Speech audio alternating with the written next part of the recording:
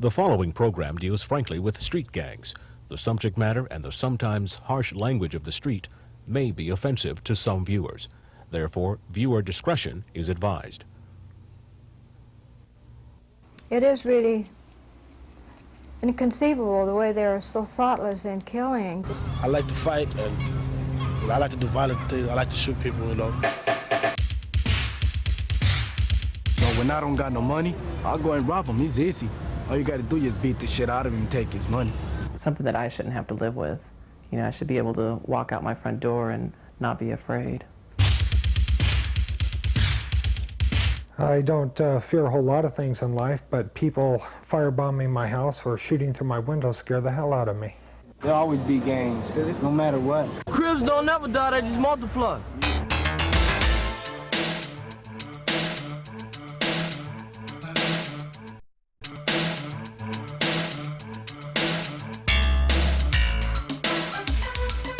I love beating down people. They're just human beings just like us, you know. Just kill him, well, it's just another human being gone. One less person in the world. It don't bother me because it's not bothering the person that's trying to hurt me either. Gang members commit every crime in the book, from graffiti to murder.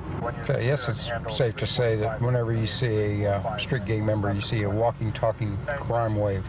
We all get in cars, like 5 or 6 cars, 4 people in each car, and just ride out to another neighborhood just for any reason, because they're a rival gang of ours, and just go out there, jump out of the cars, start fighting them, and stabbing and shooting them, you know, shoot a few people, and then we just come back to our neighborhood and just go back to having fun with each other like we usually, you know. They kill, they pillage, they rob, just about all the negative aspects of crime gangs are involved in. 2 gang members came running up from behind her, and one of them punched her in the eye and one stabbed her in the arm just to get her purse. He had been beaten up by the gangs on the way home from school because he is not a gang member. And he wouldn't let us call the police, and he says, no, no, no, I can't do that, because if I report this, then they're really going to kill me.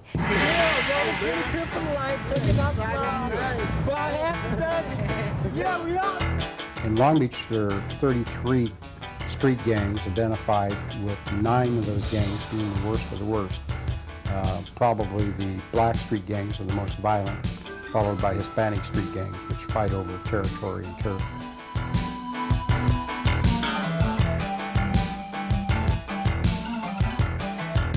They're very proud of their neighborhoods. They protect it tenaciously and sometimes very violently. You know, you get in the neighborhood, you know, it's like something of you now, you know, you're a part of it and shit. And, you know, you do the most you can for it. You know, if you have to kill, you kill. They deserve the shit. Because they're over here, they're respecting our hood, and when they respect the hood, them motherfuckers gotta die.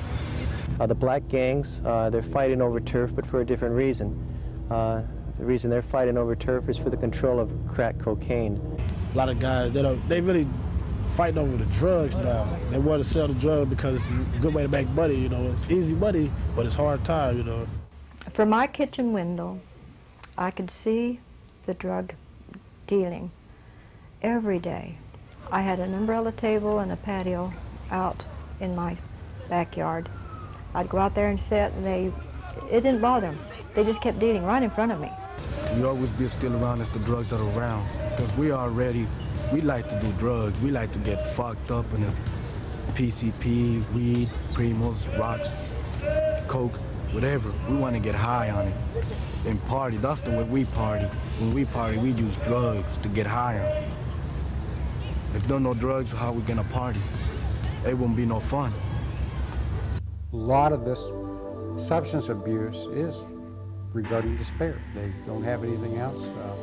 That gives them temporary relief from their everyday problems, and it's quite common. But once you get into large-scale drug dealing and sales, then you get out of the street gang element, if you will, more into organized crime, drug sales. You start making big dollars. It wouldn't be anything for a young street gang member to be making $1,000, $2,000 a day selling or assisting selling drugs or transporting drugs. How do you offer them an alternative by, say, $6 an hour? And that's a good way to go. Unfortunately, they look out to see their brothers and their associates involved in narcotics, and the criminal justice system is very slow and awkward, if not ineffective. And it's difficult to tell kids, don't make $500 a day, make $30 a day and do this. Don't drive a Mercedes or a BMW or a Corvette. Work your way into Long Beach Transit. I ain't working for no $5.50 an hour.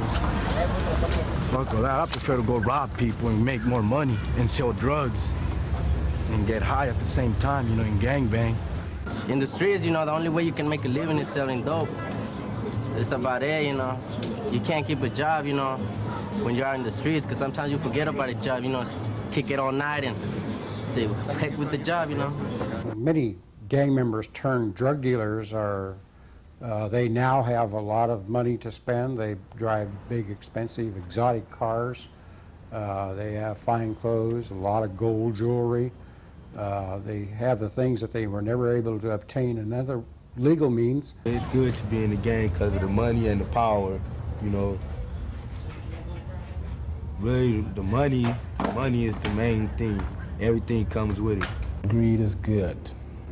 Greed is what our society says it's okay. Well, youngsters see this, and they may join gangs or distribute rock cocaine for that very reason. There are certain causation factors, if you will, if it's why they join gangs and things. I think if you look at it from a social point of view, the basic needs aren't met by a lot of these. They all have certain things in common, and for the average street gang member, those four things are economics. They don't have any money. Poor education, if any education at all. They come from a poor family background, if any family at all. They kind of roam the streets, and last but not least, the housing. They're very serious about their membership, just like people are proud to be Boy Scouts. Gang members, on the other hand, are very proud to be part of the family that they call the barrio or their gang. I love my barrio, and I got my barrio in the heart, and I don't want to get out of it, and I never will. And I always be right here with my barrio and ready to die with it. Because all my homeboys around me in the gang, and I love all my homeboys. They are my family right here. I'm with them every day, and they're with me all the way. We belong together. That's what the barrio is all about. If my homeboys stay behind and they jump in him, I'll go over there and die with him. Something happens to them, just like somebody hurting you. You know, they grow up in that neighborhood, and that's their friend. You know, that's their family. You know, sometimes they don't have nothing in their house, that like no love, no support, and they find that on the streets. You know, gangs do provide a lot of things that parents should provide, but don't quite frequently. I'd recently been on a search warrant with some officers who arrested a 13-year-old gang member, and his environment was terrible. You could predict what he'd be involved in with the house, the sleeping on the floor, the garbage food on the tables, the fact that his parents weren't there, and their history was criminal records. How does a kid really survive in a system like that? He will have to be a criminal and be involved in gangs for his own survival. If somebody out there provides him with some type of role model, be bad or good, in this particular case, if it would be bad, he's going to pick that up.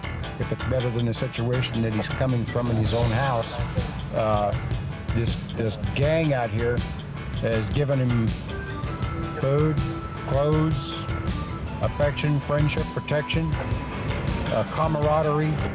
When you're in the gang, you get a lot of attention from our homeboys that you kick it with. You know, you don't get that much attention at home because your parents work. They'll hardly be there most of the time. But when you out in the streets and you banging, you got all the attention you want because you got all your homeboys with you.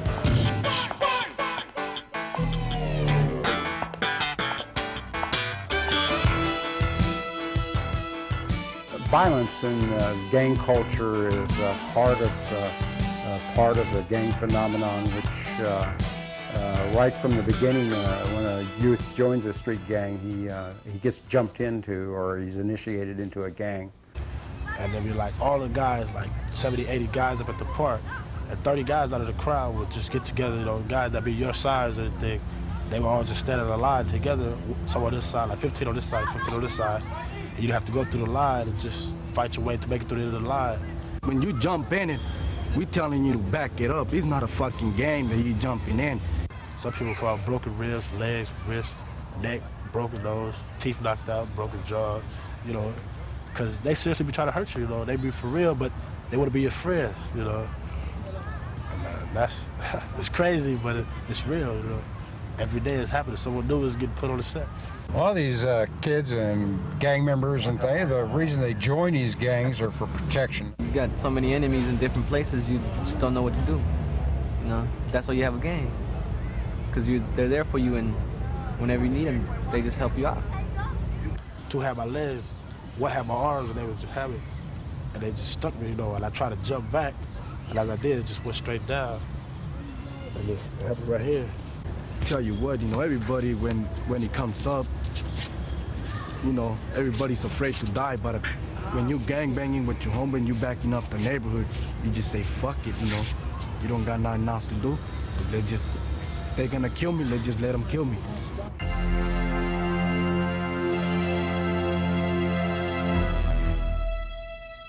They do ride roughshod over their neighborhood.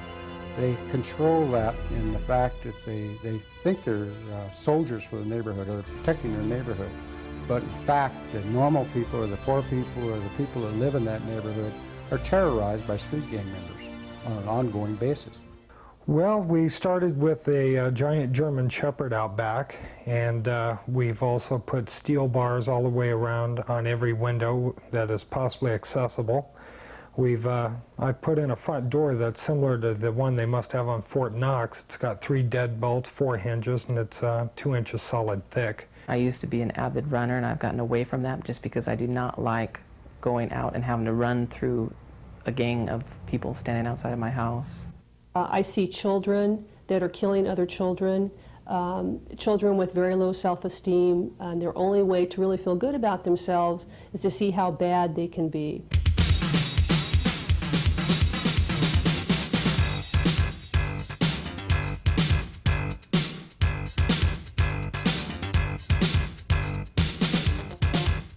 It's incredible. They seem to have a knowledge of when I paint my wall. They somehow systematically go out and repaint it for me the next day with their spray can. We have thought of moving, but at this point, financially, we're restricted to the neighborhood just because it is known that they do have shootings in that neighborhood, and we'd never be able to get the money out of the house that we paid for it.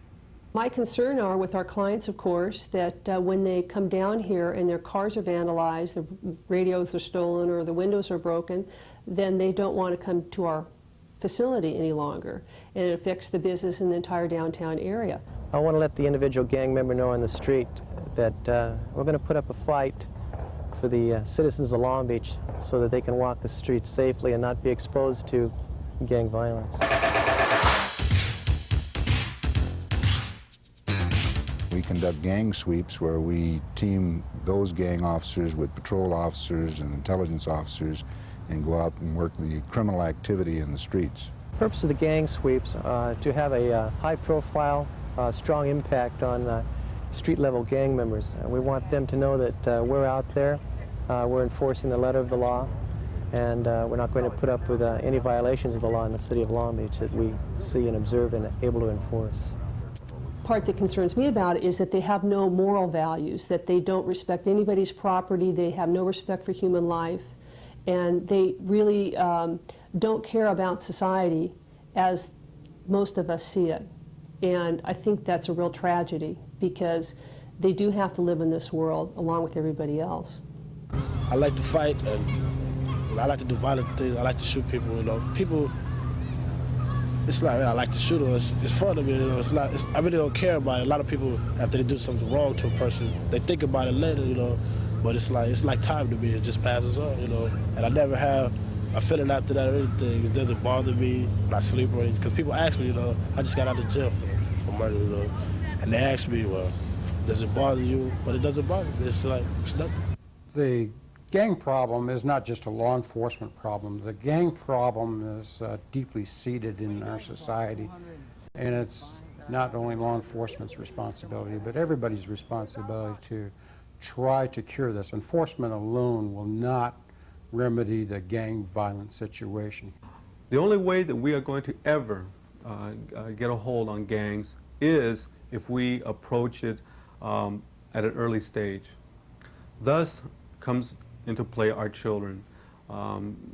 We have found out that prevention through education must start at a very early age. When I first started off working in this program and I heard that the program was going to be geared to 4th graders, I thought of my own daughter in 4th grade, and frankly I was a little bit horrified.